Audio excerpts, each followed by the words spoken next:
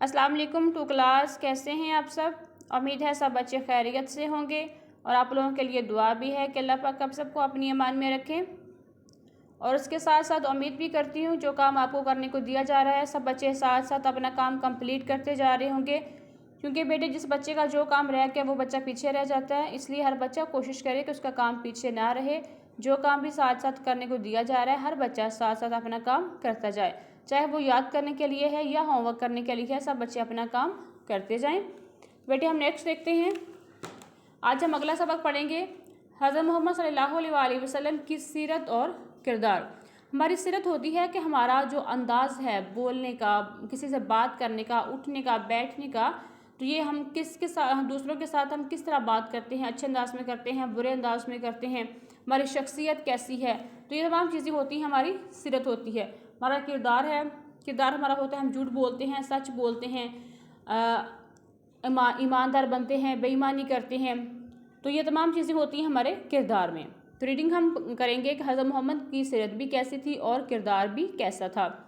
जिस तरह कुरान मजीद में वो सब कुछ है जो बेहतर ज़िंदगी गुजारने के लिए हमारी रहनुमाई करता है और हमारे लिए इल्म का बेहतरीन ज़ख़ीरा है, इसी तरह रसूल पाक सल्लल्लाहु अलैहि वसल्लम की ज़िंदगी की हर बात हमारी रहनुमाई करती है कि जिस तरह कुरान मजीद में हमें ज़िंदगी गुजारने के तमाम असूल बता दिए गए हैं, सेम उसी तरह नबी करीम सल्लल्लाहु अलैहि वसल्लम की ज़िंदगी से भी हमें अच्छी रहनुमाई मिलती है।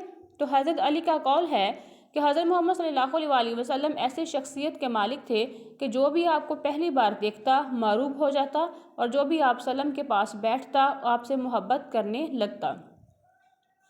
हज़रत मोहम्मद सल्लल्लाहु अलैहि वसल्लम के ख़ानदान, वक़ार, गुफ्तगू, सूरत और सीरत का कोई सानी नहीं था और इलान नबूवत से पहले ही आप सल्लम मक्का के लोगों की उम्मीदों का मरकज़ थे। इसकी बुनियादी वजह आप सल्लम की आदात, सीरत और किरदार थे।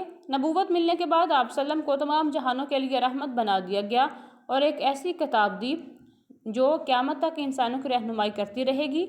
वो दीन जो 1,24,000 अम्बिया के ज़रिए थोड़ा थोड़ा करके बयान किया जा रहा था, इसकी तकमील कर दी गई और बता दिया गया कि हज़रत मोहम्मद सल्लल्लाहु अलैहि वसल्लम जो तमाम नबियों के सरदार भी हैं, इनके बाद अब कोई नबी नहीं आएगा। यहाँ तक हम रीडिंग करेंगे। अब साथ हम देखेंगे क्वेश्चन नंबर 1 देखेंगे कि हज़रत मोहम्मद सल्लल्लाहु अलैहि वसल्लम की शख्सियत के बारे में हज़रत अली का कौल लिखिए। जो हमने रीडिंग की है इस रीडिंग में से हमने पढ़ा भी था कि हज़रत अली का क्या कौल है। तो आंसर देखेंगे कि हज़रत अली का कौल है कि हज़रत मोहम्मद सल्लल्लाहु अलैहि वसल्लम ऐसी शख्सियत के मालिक थे कि जो भी आपको पहली बार देखता मरूब हो जाता और जो भी आप सल्लम के पास बैठता आपसे मोहब्बत करने लगता। तो रीडिंग को आपने अच्छे तरीके से पहले आपने रीडिंग को देखना है। जो मुकम्मल रीडिंग है मैंने करवा दी हाफ पेज की, इसको आपने अच्छे तरीके से एक दफ़ा देखना है, आपको बात समझ में आ जाएगी कि सीरत क्या होता है, किरदार क्या होता है। तो नबी करीम सल्लल्लाहु अलैहि वसल्लम की सीरत और किरदार कैसा था। उसके बाद आपने क्वेश्चन नंबर 1 देखना है। फिर जब क्वेश्चन नंबर 1 देखेंगे आपको समझ आ जाएगा कि हमने जो रीडिंग की थी उस रीडिंग में हमने पढ़ा था कि हज़रत अली का नबी करीम सल्लल्लाहु अलैहि वसल्लम के हवाले से क्या कौल था। तो इस क्वेश्चन को आपने होमवर्क में कर लेना है, रीडिंग को आपने अच्छे तरीके से याद कर लेना है और अपना बहुत सारा ख्याल रखना। अल्लाह हाफिज़।